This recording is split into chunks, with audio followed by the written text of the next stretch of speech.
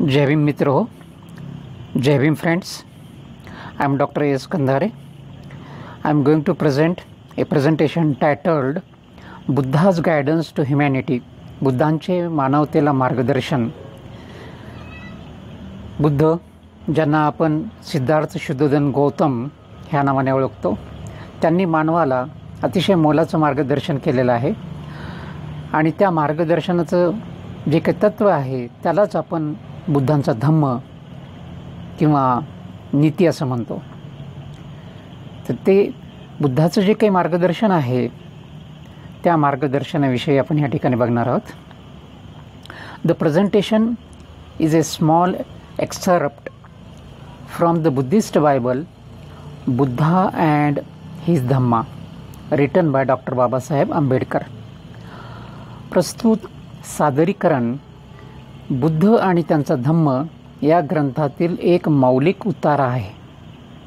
या ठिकाणी हा जो पॅराग्राफ आहे किंवा एक उतारा आहे तो मी बुद्ध आणि त्यांचा धम्म ह्या ग्रंथामधून घेतलेला आहे, जो बाबासाहेबांनी लिहिलेला आहे, ज्याला आपण बुद्धिस्ट बायबल असं म्हणतो.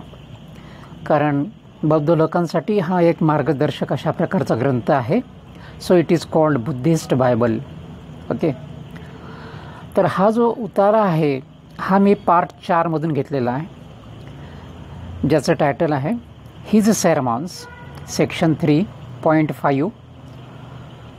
One need not wait for a companion to tread on the path of righteousness, असं त्याचं पूर्ण शीर्षक आहे.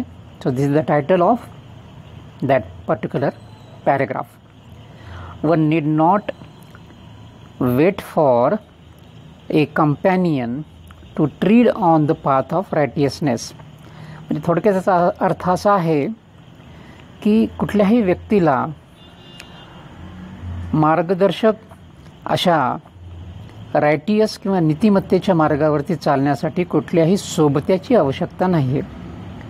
म्हणजेच कोणीही असं म्हणू नये की माझ्यासोबत कोणी असेल तर मी नीतीने वागेल, किंवा तो जर असं चांगलं वागत असेल तर मी सुद्धा चांगलंच वागेल, असं म्हणण्याचं काही कारण नाही, असं बुद्धांचं म्हणणं आहे.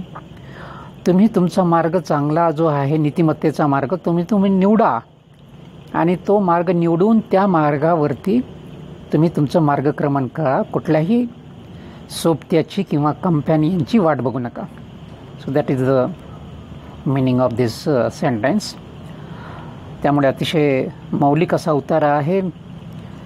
मी हा उतारा वाचत असताना मला असं वाटलं की हा अतिशय मौलिक असा आणि महत्त्वाचा असा एक उतारा आहे आणि महत्त्वाचा संदेश आहे बुद्धांचा, तो आपल्यापर्यंत यावा ह्या उद्देशानं मी हे प्रेझेंटेशन तयार केलं आहे मित्रांनो.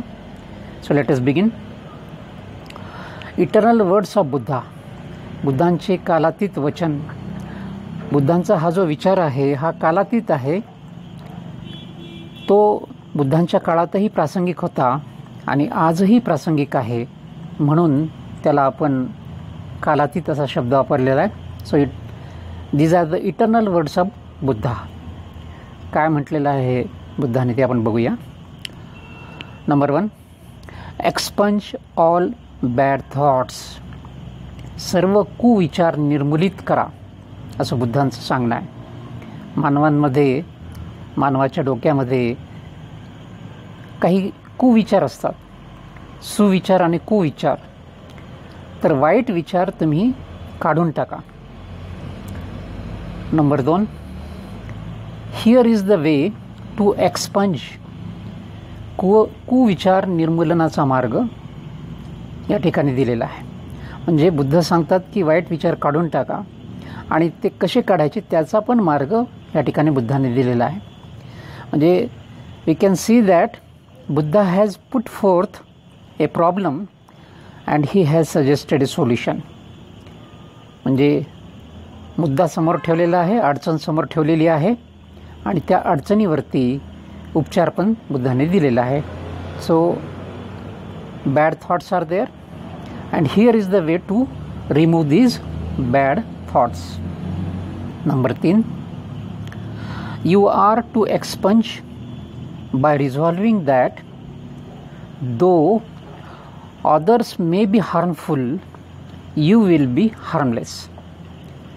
निर्धार करून वाईट विचार निर्मूलित करा. जरी इतर लोक उपद्रवी असले तरी तुम्ही निरुपद्रवी असावे.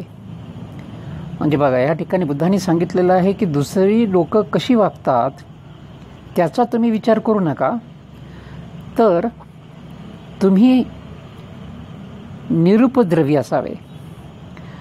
तुम्ही इतरांना त्रास होईल असं वागू नका, दुसऱ्यांना इजा होईल असं वागू नका.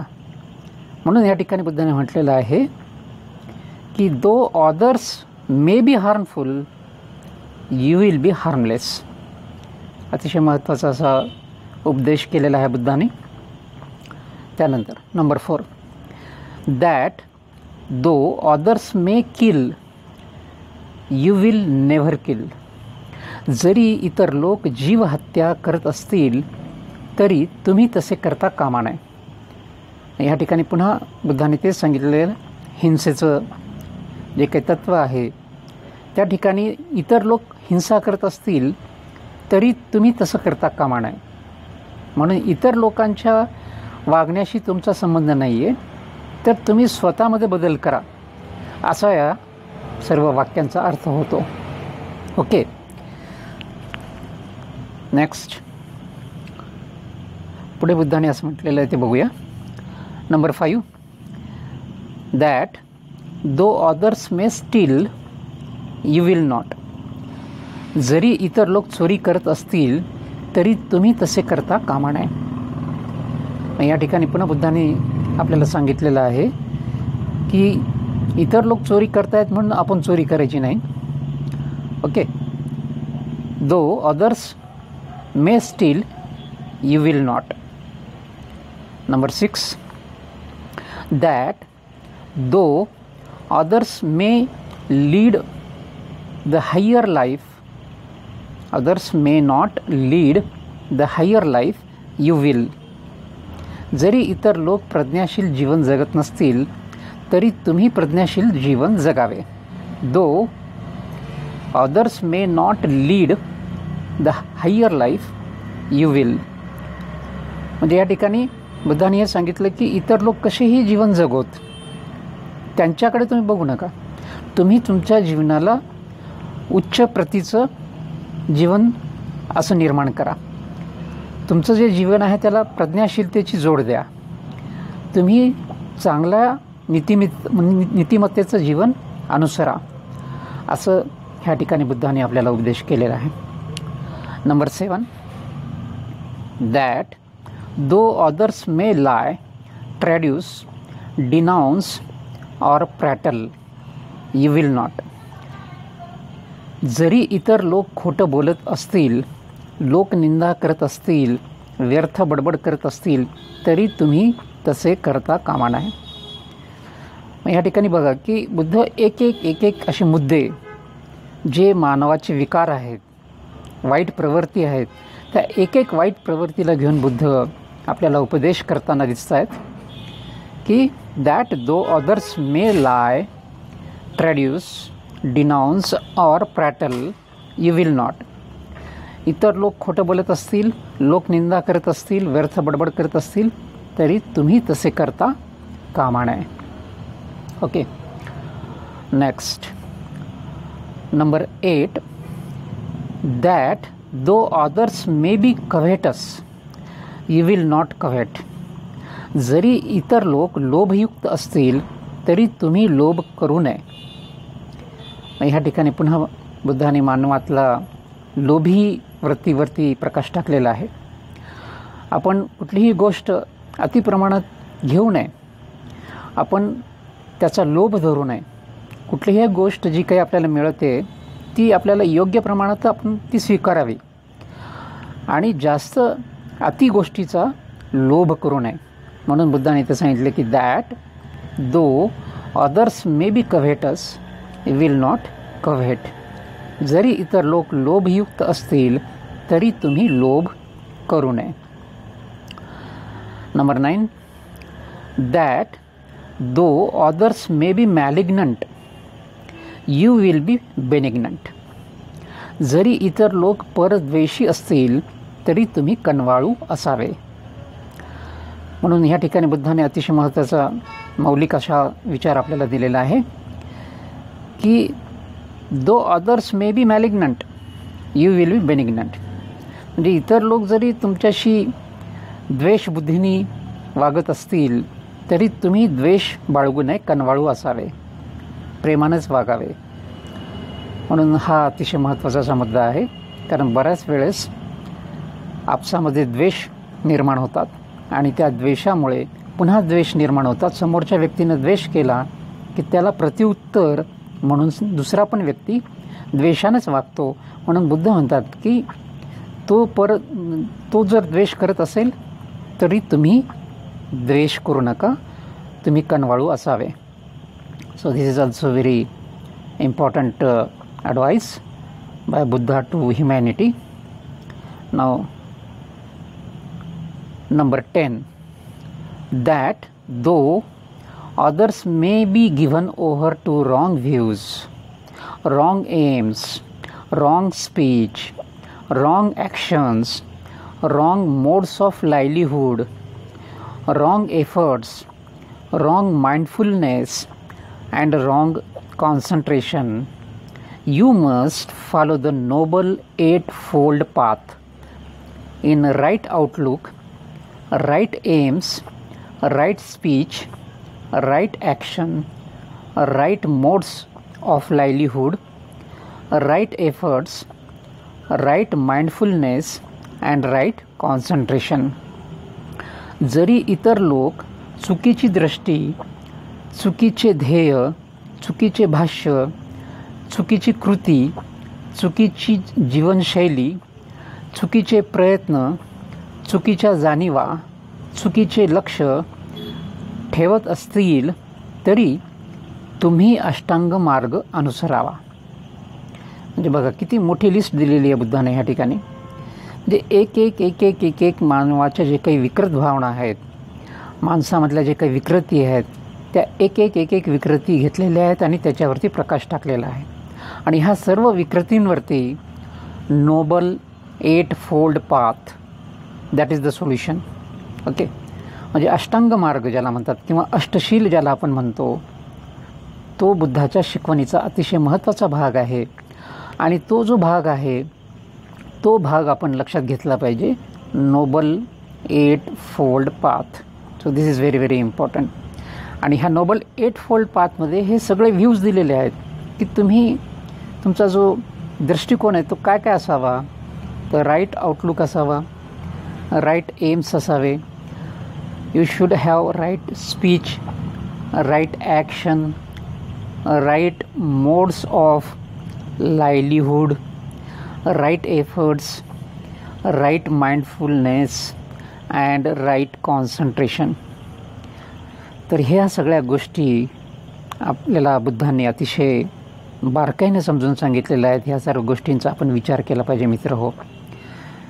त्यामुळे हा 10वा जो मुद्दा आहे हा अतिशय मोठा करून बुद्धाने सांगितलेला आहे. कारण ह्यामध्ये एक मानवी विकृती यांना घेऊन बुद्धानं किती म्हणजे शांत पद्धतीनं समजून सांगितलेलं आहे. अगदी लहान मुलाला समजून सांगावं तसा हा बुद्धांचा संदेश वाटतो. वाचताना मला सुद्धा हे जाणवलं की किती बुद्धांनी बारकाईनं मानवी विकृतीवरती विचार केलेला आहे आणि त्याच्यावरती किती अभ्यास करून हा अष्टांग मार्ग आपल्याला दिलेला आहे, noble eightfold path. So we have to highlight this very very important part. So I want to highlight it. Okay, म्हणजे हा जो महत्त्वाचा भाग आहे हा noble eightfold path, I want to highlight. अतिशय महत्त्वाचा हा भाग आहे नोबल एट फोल्ड पाथ, ज्याला आपण मराठीमध्ये अष्टांग मार्ग असं म्हणतो. So this is very very important मित्र हो. तर हे आपण लक्षात घेतलं पाहिजे.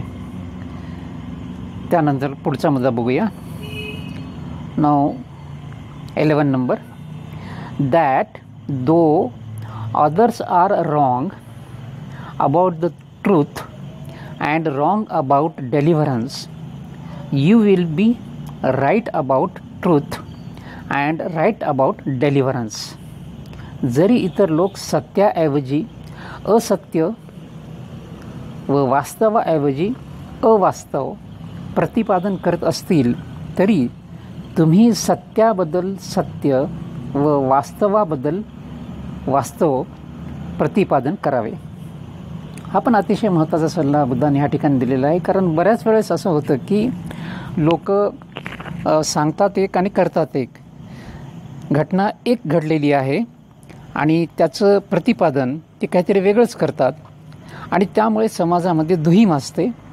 समाजामध्ये विश्वास नावाचा जी काही गोष्ट असते ती कमी होत जाते. त्यामुळे जसं आहे तसं, आहे की नाही, जसं आहे तसं म्हणजे वास्तव. ओके, हे आपण लक्षात घेतलं पाहिजे की हे जे वास्तव आहे हे वास्तव फार महत्त्वाचं आहे की नाही. जसं आहे तसं सांगितलं पाहिजे, ते प्रतिपादन केलं पाहिजे. त्याच्यामध्ये कुठलेही बदल न करता सत्य त्या ठिकाणी आपण प्रतिपादन केलं पाहिजे, असा हा बुद्धांचा मौलिक संदेश आपल्याला इथं बघायला मिळतो मित्रहो. त्यामुळे सत्याबाबत सत्यच आणि वास्तवाबाबत वास्तव, असा हा बुद्धांचा संदेश महत्त्वाचा आहे या ठिकाणी 11 नंबरचा. 9 number 12, that though others may be possessed by sloth and torpor, you will be free yourself therefrom. Okay, that though others may be possessed by sloth and torpor, you will free yourself therefrom. जरी इतर लोक सुस्त व आळशी असतील तरी तुम्ही त्यापासून मुक्त असावे. पुन्हा ह्या ठिकाणी मानवाची जी काही वृत्ती आहे, आळशीपणा किंवा सुस्ती, ज्यामुळे बरेचसे कामं होत नाहीत किंवा काही गोष्टी घडून येत नाहीत, तर त्यासुद्धा आपण टाळल्या पाहिजे. त्यावरतीसुद्धा बुद्धाने विचार केलेला आहे. म्हणून या ठिकाणी ही जी विकृती आहे मानवाने, ही काढून टाकली पाहिजे आणि you should approach towards perfection. So that is the aim of this particular advice. Okay, त्यानंतर पुढे बघूया आपण. नाव 13 number, that though others may be puffed up you will be humble minded. जरी इतर लोक गर्विष्ठ असतील तरी तुम्ही विनयशील असावे. ओके, फार अवघड गोष्टी आहेत. समजा ह्या म्हणजे आपल्यासारख्या सामान्य लोकांना ह्या गोष्टी म्हणजे अंमलात आणणे अतिशय अवघड आहे. कारण प्रत्येकामध्ये अहंकार असतो, मीपणा असतो आणि तो मीपणा आणि तो अहंकार कमी करणं फार अवघड आहे की नाही. So we observe all these things. There are many people, they have great ego. Even we ourselves do have the egos, and this ego is very very difficult to eradicate. आहे की नाही. तो इगो काढणं फार अवघड आहे. म्हणून ह्या ठिकाणी बुद्धाने जे हा विचार मांडलेला आहे अतिशय अवघड विचार आहे, परंतु त्याच्यावरती जर आपण व्यवस्थित विचार केला तर थोड्याफार प्रमाणात का होत नाही, ह्या विचाराच्या जवळ जाण्याचा आपण प्रयत्न करू शकू. Okay, that though others may be puffed up you will be humble minded. जरी इतर लोक गर्विष्ठ असतील तरी तुम्ही विनयशील असावे. Okay, next 14 number, that though others may be perplexed by doubts you will be free from them. जरी इतर लोक गैरसमजुतीने ग्रासलेले असतील तरी तुम्ही त्यापासून मुक्त असलं पाहिजे. That though others may be perplexed by doubts you will be free from them. म्हणून हा पण अतिशय महत्त्वाचा मुद्दा आहे की बऱ्याच वेळेस गैरसमजुती असतात.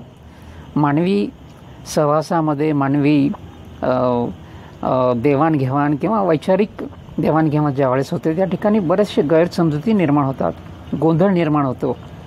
So this perplexed condition is very very what can say inimical to our relations. Okay, doubts are very very dangerous to our interpersonal relations. So therefore we have to remove these things from our temperament, though it is very very difficult.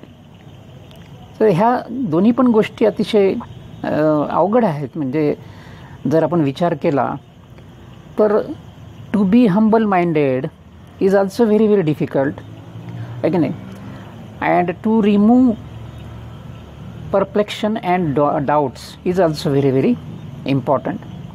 So त्यामुळे हे जे दोन मुद्दे आहेत हे थोडेसे कठीण मुद्दे आहेत, पण तरी प्रयत्न केला तर आपण त्यांना प्राप्त करू शकू असं मला वाटतं. Okay, now move to the next point number 15. या ठिकाणी सुद्धा मोठा मुद्दा आहे.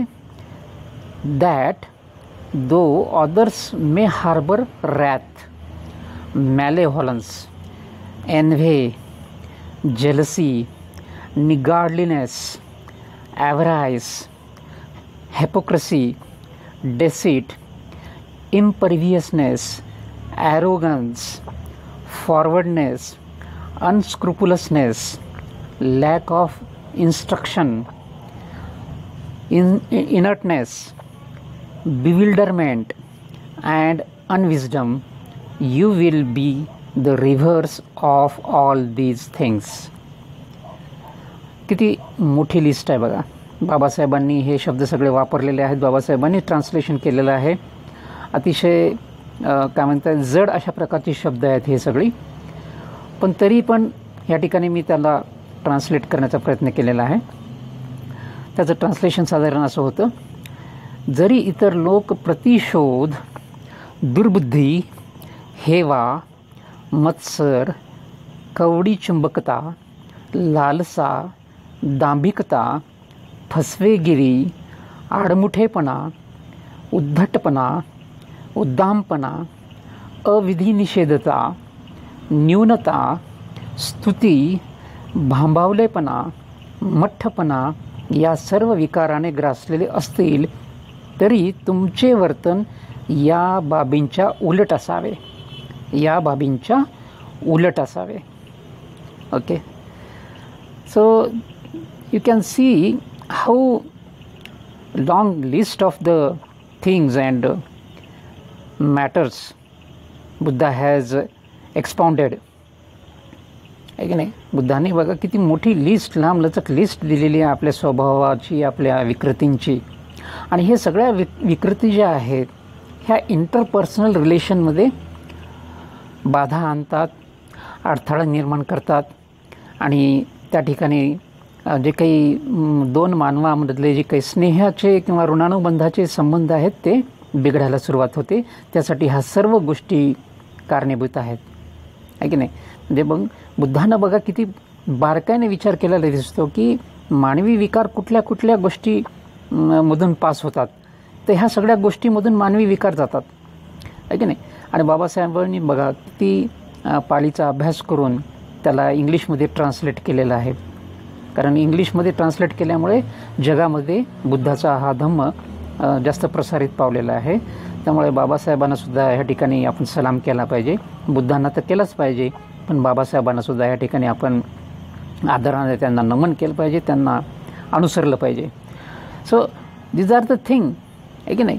जे जर मी पुन्हा एकदा वाचायचा प्रयत्न केला तर मलाही ते बरंच अवघड चाललेलं आहे, पण तरी वाचतो पुन्हा एकदा.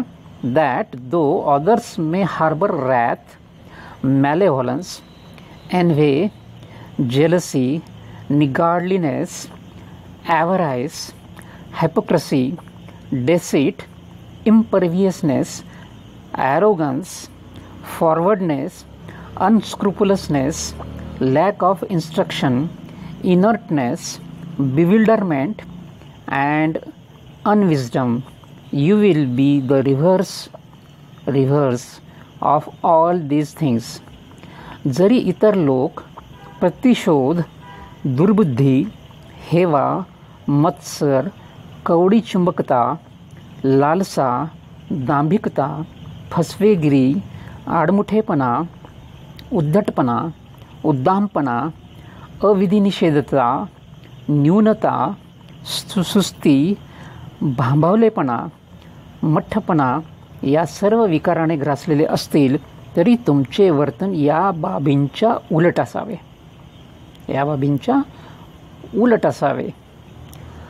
ओके, किती म्हणजे महत्त्वाचा मुद्दा आहे हा, की ह्या सर्व बाबी आहेत आहे की नाही. ह्या सर्व जे काही बाबी आहेत ह्या all this things are nothing but the bad things that we carry in our temperament, in our behaviour. So we have to eliminate all this bad things.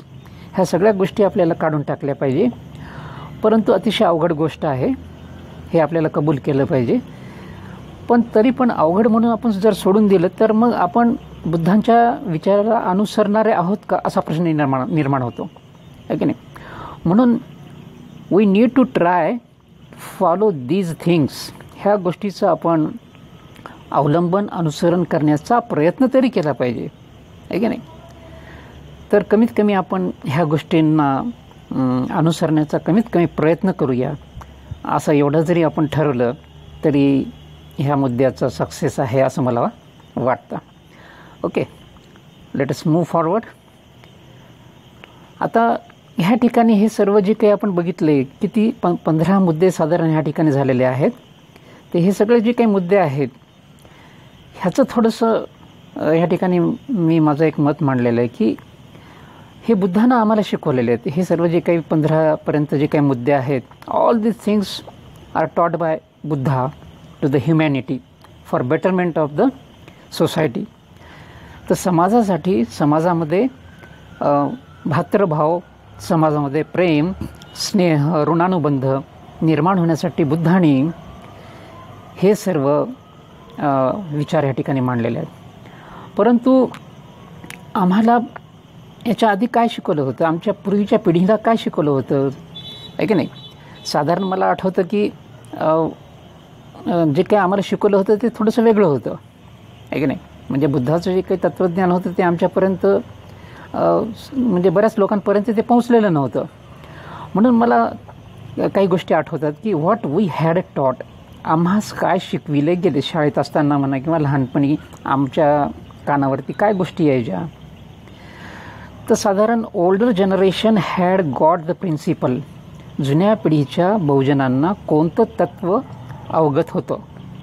म्हणजे मला आठवतं की जुन्या पिढीतले जे काही लोक होती त्यांच्याकडून म्हणजे एक वेगळी गोष्ट मला ऐकायला मिळायची जी आज मी ती गोष्ट घेऊन बुद्धांच्या तत्त्वज्ञानाशी जेव्हा त्याची तुलना करतो तेव्हा मला थोडंसं लक्षात येतं की आम्हाला चुकीच्या गोष्टी काही शिकवल्या गेलेल्या आहेत शाळेमध्ये म्हणा किंवा सभोवतालच्या लोकांमधून आम्ही त्या शिकलेल्या आहेत कळत न कळत आहे की नाही. कारण त्या लोकांवरती पण ते संस्कार झालेले होते. तर काय शिकवलं होतं तर हा मुद्दा आम्हाला शिकवण्यात आला होता. Tit for tat, like for like. मराठीमध्ये जसं म्हणतात जशास तसे. त्याचं आणखी ट्रान्सलेशन दुसरं करतात ठोशास ठोसा आहे की नाही. आता हे जे तत्त्वज्ञान आहे हे एका ओळीमध्ये आहे. परंतु लहानपणी किंवा काही जुन्या मंडळींना हे तत्त्वज्ञान पाठ झालेलं होतं. ओके, तर हे अतिशय म्हणजे वेगळं तत्त्वज्ञान वाटतं मला. आज मी बुद्धाचं हे जे तत्त्वज्ञान वाचत असताना मला ही गोष्ट जाणवली की we had taught this thing, tit for tat, like for like किंवा जशास तसे म्हणजेच ठोशास ठोसा आहे की नाही. तू तसं वागतो तर मी पण तसंच वागणार. तू मला असा बोललास म्हणून मी तसंच बोलणार. हे जे तत्त्वज्ञान आहे टिट फॉर टॅटचं तत्त्वज्ञान हे माझ्या डोक्यामध्ये आलं जेव्हा मी हे वरच्या सगळे मुद्दे वाचत होतो. बुद्धाचं हे तत्त्वज्ञान वाचत असताना मला हे लक्षात आलं की आम्हाला तर असं शिकवलं गेलेलं आहे आणि बुद्ध तर असं सांगतात. मग त्या ठिकाणी तफावत जाणवली मला. म्हणून मी हा पण मुद्दा तुमच्यासोबत शेअर करतो आहे की व्हॉट वी हॅड टॉट. सो टिट फॉर टॅट हे आम्हाला शिकवलं गेलेलं आहे, जशास तसे किंवा ठोसास ठोसा. तर हे तत्त्वज्ञान जे आहे, ह्या तत्त्वज्ञानामुळे काय होतं की हे जे तत्त्वज्ञान आहे, ह्या तत्त्वज्ञानामुळे मला असं वाटतं की बऱ्याचशा गोष्टी म्हणजे चांगल्या होत नाहीत असं मला वाटतं. It is the most erroneous, okay, it is the most erroneous negative formula to establish fraternity and amity in society. हे एक चुकीचे, नकारार्थी व बहुजन समाजात वैरभाव जोपासण्याचं तत्त्व आणि तंत्र आहे असं माझ्या लक्षात यायला लागलं आहे नाही. जेव्हा मी हे बुद्धाचं जे काही शिकवण आहे की नाही, प्रामाणिकपणाची, प्रेमानं वागण्याची, वर जे काही आपण विकार वाचलेले आहेत, ते सगळे विकार बुद्ध म्हणतात की you have to expunge all this bad factors from your temperament. हे जे तत्त्वज्ञानवर बुद्धाने आम्हाला सांगितलं आहे, बाबासाहेबांनी आम्हाला सांगितलेलं आहे, त्याच्यासमोर हे टिट फॉर टॅट जेव्हा माझ्या लक्षात आलं की हे आम्हाला शिकवलं गेलं. बालपणी असंच शिकवायचे की तशाच तसं वाग, त्यानं तसं केलं ना, त्यानं तुला मारलं ना, तूही 2 ठोसे मार त्याला, 2 लाता मार त्याला. टिट फॉर टॅट आहे की नाही. त्यानं तुला लात मारली, तू त्याला लात मार आहे की नाही. त्यानं तुला शिवी दिली, तू त्याला शिवी दे. घाबरायचं नाही आहे की नाही, द्यायचं लगावून. म्हणजे त्यानं तसं केलं तर आपण काय कमी आहोत का आहे की नाही. किंवा मग तो जर असं बोलत असेल तर आम्ही काय बांगड्या भरल्यात का. म्हणजे टिट फॉर टॅट आहे की नाही, टिट फॉर टॅट. तर हे टिट फॉर टॅट माझ्या डोक्यात आलं हे बुद्धाचं सगळं तत्त्वज्ञान वाचत असताना. So therefore it came to my mind that it is the most erroneous negative formula to establish fraternity and amity in the society. हे चुकीचे, नकारार्थी व बहुजन समाजामध्ये वैरभाव जोपासण्याचं तत्त्व आणि तंत्र आहे असं मला वाटतं आहे की नाही. वैरभाव कंटिन्युअस राहतो, कारण त्यानं तसं केलं म्हणून मी त्याला तसंच उत्तर देणार. त्यानं मला एक थापड मारली म्हणून मी त्याला थापड मारणार. म्हणून पुन्हा मग तोच विचार करणार, टिट फॉर टॅट, की त्यानं मला मारलं पुन्हा मी त्याला मारणार, पुन्हा मी त्याला मारलं त्यानं मला मारणार. म्हणजे it is a continuous cycle. It is, म्हणजे दुसऱ्या भाषेत आपण त्याला it is a vicious circle, it is a cyclic process असं मला वाटतं. म्हणजे त्यानं मारलं म्हणून मी पण मारणार आहे की नाही, त्यानं मला शिवी दिली म्हणून मी पण शिवी देणार. म्हणून हे मारणं आणि शिवी देण्याची ही सायक्लिक प्रोसेस कंटिन्युअस राहते. मग ह्या ठिकाणी इथं ब्रेक कुठं होणार आहे. ती जी सायकल आहे एकमेकाच्या वैरभावाची, ती वैरभावाची सायकल ह्या ठिकाणी कंटिन्यू होते टिट फॉर टॅट ह्या तत्त्वज्ञानामुळे आहे की नाही. त्यानं मारलं तर मी मारणार, मी मारलं की पुन्हा तो मला मारणार आहे की नाही. म्हणजे it is a continuous process. मग तिथं ब्रेक करण्यासाठी आपण काय केलं पाहिजे. जर बहुजन समाजामध्ये एकी प्रेम जर निर्माण करायचं असेल तर टिट फॉर टॅटला वेगळं तत्त्वज्ञान जे बुद्धानं सांगितलेलं आहे ते तत्त्वज्ञान आम्हाला शिकलं पाहिजे. त्याच्यावरती आम्ही वाचन केलं पाहिजे, चिंतन केलं पाहिजे आणि त्याला अनुसरलं पाहिजे असं मला वाटतं. ओके, म्हणून धिस काइंड ऑफ प्रिन्सिपल और this kind of teaching is erroneous. It is a negative kind of teaching असं मला वाटतं, which could not establish amity in the society आहे की नाही. इट विल क्रिएट ॲनिमॉसिटी आहे की नाही. Tit for tat will create animosity. म्हणजे वैरभाव कंटिन्युअस ठेवण्याचं काम टिट फॉर टॅट हे तत्त्वज्ञान करतं. हे म्हणजे एक वाक्यच आहे छोटंसं, परंतु वैरभाव सतत जागृत ठेवण्यासाठी टिट फॉर टॅट आहे. जर तुम्हाला समाजातलं वैरभाव कमी करायचा असेल तर you have to follow the Buddha's precepts, Buddha's gospel. So that is the panacea आहे की नाही. वैरभावावरती बुद्धाचं तत्त्वज्ञानच काय म्हणता येईल उपचार आहे असं मला वाटतं. पुढं मला असं वाटतं की like for like could not lead to harmony and conciliation. जशास तसे नकारार्थाने सामाजिक सद्भावना निर्माण करू शकत नाही. Like for like could not lead to harmony and conciliation असं मला वाटतं. जशास तसे नकारार्थाने सामाजिक सद्भावना निर्माण करू शकत नाही, आहे की नाही. म्हणजे वैरभाव हा कंटिन्युअस पुढे पुढे पुढे पुढे पास ऑन होतो, आहे की नाही. त्यानं मला मारलं, पुन्हा मी मारणार. मग मी मारल्यामुळे त्याच्या मनामध्ये पुन्हा आडी निर्माण झाली, तेढ निर्माण झाली. मग त्याचा बदला घेण्यासाठी पुन्हा तो माझ्या पाठीमागे येणार, मला मारायचा प्रयत्न करणार. पुन्हा मला राग आला, मी त्याला मारणार. मग ते this is a continuous process असं मला कुठेतरी वाटायला लागलं. It is a vicious circle, it is a cyclic process, आहे की नाही. That cyclic process should be broken. त्याला आपण ब्रेक केलं पाहिजे, आहे की नाही. म्हणून हे नकारार्थी तत्त्वज्ञान आहे असं मला वाटतं. त्यामुळे त्याच्यावरती आपण हा विचार केला पाहिजे. ओके. मग व्हॉट वी हॅड टॉट ह्याच्यामध्येच पुन्हा मला असं पुन्हा पुढे असं वाटतं की tit for tat is a मनुवादी फॉर्म्युला. हा एक मनुवादी विचार आहे असं पुढं थोडंसं मला आणखी विचार केल्यानंतर लक्षात येतं, आहे की नाही. आणखी त्याच्या खोलामध्ये जर थोडासा विचार केला तर मला असं जाणवायला लागलं की this is a kind of मनुवादी फॉर्म्युला. हा एक मनुवादी विचार आहे जो बहुजन समाजामध्ये कदाचित पर्पजली रुजवला गेला असावा अशी एक शंका मनामध्ये येते. परंतु I don't have that kind of proof. परंतु हा मनुवादी विचार आहे असं मला वाटतं आहे. कारण बुद्धाचे विचार त्या ठिकाणी होते, त्याला काउंटर करण्यासाठी हा विचार कदाचित पुन्हा रुजवला गेला असेल असं मला वाटतं. टीट फॉर टॅटचा फॉर्म्युला. ओके. तो हे एक आहे. It sustains vicious cycle of animosity in the society. Tit for tat हे काय आहे? Tit for tat sustains vicious cycle of animosity in society. हे तत्त्व सामाजिक वैरभावाचे दुष्चक्र सचेत ठेवते. हा एक म्हणजे अतिशय महत्त्वाचा विचार पुन्हा माझ्या डोक्यामध्ये आला की टीट फॉर टॅट हे जे काही तत्त्वज्ञान आहे तर हे तत्त्वज्ञान व्हिशियस सायकल ऑफ ॲनिमॉसिटी कंटिन्यू करत जातं, आहे की नाही. म्हणजे हे जे तत्त्व आहे टीट फॉर टॅट जशाच तसे हे तत्त्व सामाजिक वैरभावाचे दुष्चक्र सचेत ठेवतं.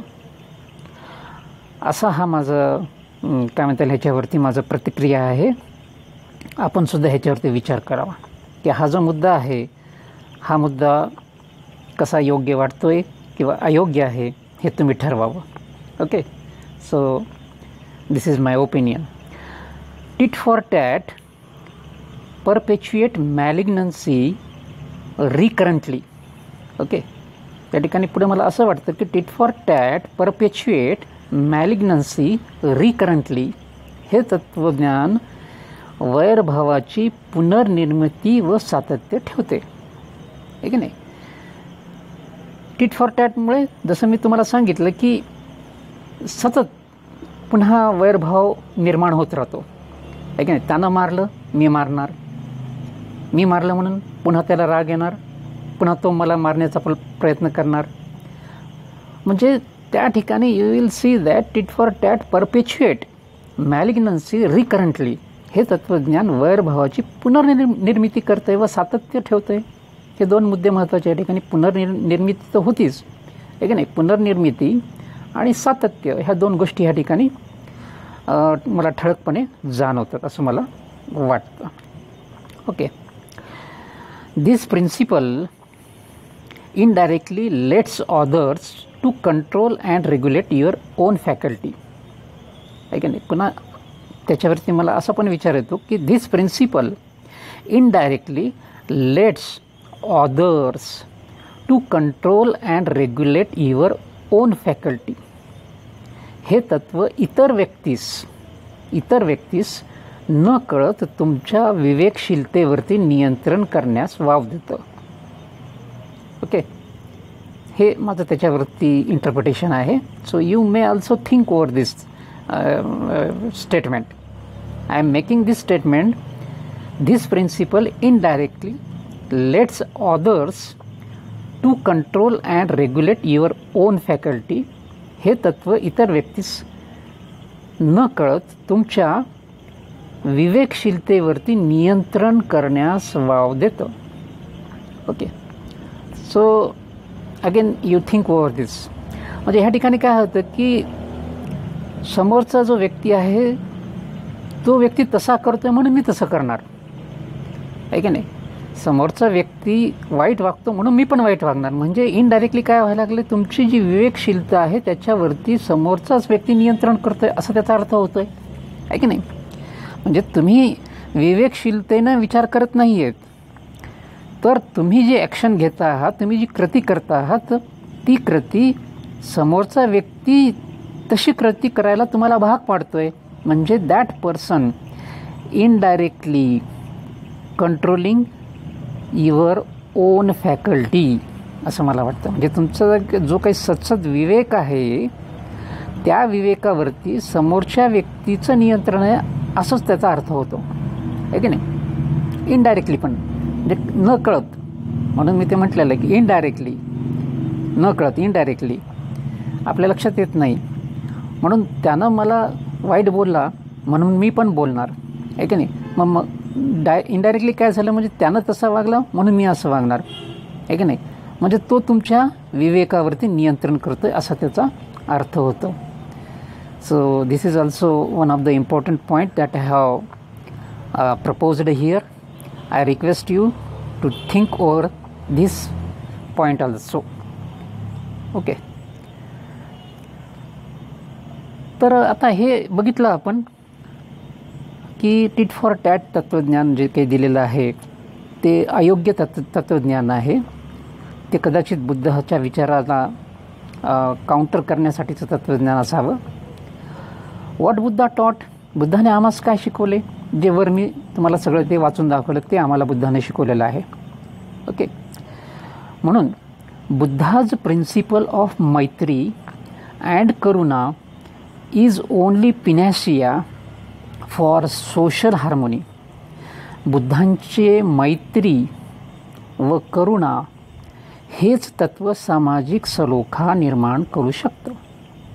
ओके, म्हणजे ह्या दोन्हीचं आपण जर तुलना केली, बुद्धाचं तत्त्वज्ञान आणि टिट फॉर टॅट हे तत्त्वज्ञान, ह्याची जर तुलना केली तर ह्या ठिकाणी आपल्याला असं लक्षात येईल की Buddha's principle of maitri and karuna is only panacea for social harmony. बुद्धाचे मैत्री व करुणा हे तत्त्व सामाजिक सलोखा निर्माण करू शकतं असं म्हणजे अनुमान आणि शेवट ह्या ठिकाणी मला करावा असा वाटतो. Okay, so what is important, so Buddha taught us मैत्री म्हणजे सर्वच सजीवांवरती, निर्जीव वस्तूवरती प्रेम करा, आणि करुणा एकमेकाशी प्रेमाने वागा. तर हे जे तत्त्व आहे बुद्धाचं, this principle is the only solution for social harmony, आहे की नाही. सामाजिक सलोखा निर्माण करण्यासाठी हे एकच तत्त्वज्ञान कामाचं आहे असं मला ह्या ठिकाणी जाणवतं. हे कशामुळे मला असं वाटतं, कारण ह्या गोष्टीचा बेस आहे. ह्या ठिकाणी जसं हे बुद्धाचं तत्व आहे, as Buddha said, animosity could not be pacified by animosity. Amity could only pacify animosity. This is the eternal truth. Buddha शिकवून गेले की या जगात वैराने वैर शमत नाही, अवैरानेच वैर शमते, हा सनातन धम्म आहे. ओके, हे त्याचा बेस आहे. बुद्धाच्या विचारांचा हा जो बेस आहे. आणि मी जे म्हणतो आहे की tit for tat is not the real solution for social harmony, ते कशामुळे म्हणतो आहे मी, तर हा मोठा विचार आहे बुद्धाचा, आहे की नाही. I repeat, as Buddha said, animosity could not be pacified by animosity. Amity could only pacify animosity. This the eternal truth. म्हणून बुद्ध शिकवून गेले की या जगात वैरानं वैर शमत नाही, अवैरानेच वैर शमते, हा सनातन धम्म आहे. म्हणून ह्या ठिकाणी आपण ही गोष्ट लक्षात घेतली पाहिजे मित्रांनो, की ॲनिमॉसिटी म्हणजे वैराला शमवणं, पॅसिफाय करणं हे वैराने शक्य नाही आहे. मग त्या ठिकाणी काय पाहिजे? मैत्री, अवैर, ॲमिटी, आणि त्याच्यानंच वैर शमतं. म्हणून या ठिकाणी जो महत्त्वाचा मुद्दा आहे that I want to highlight here. Okay, काय महत्त्वाचं वाक्य आहे? या जगात वैराने वैर शमत नाही. Okay, so that point I want to highlight. वैराने वैर शमत नाही, आहे का नाही? ॲनिमॉसिटी could not be pacified by animosity. Amity could only pacify animosity. Okay, so this is the important thing that we have to take into consideration. Okay, म्हणून हे विसरायला नको आपण. वैराने वैर शमत नाही. त्यामुळे tit for tat is not the right solution for social harmony.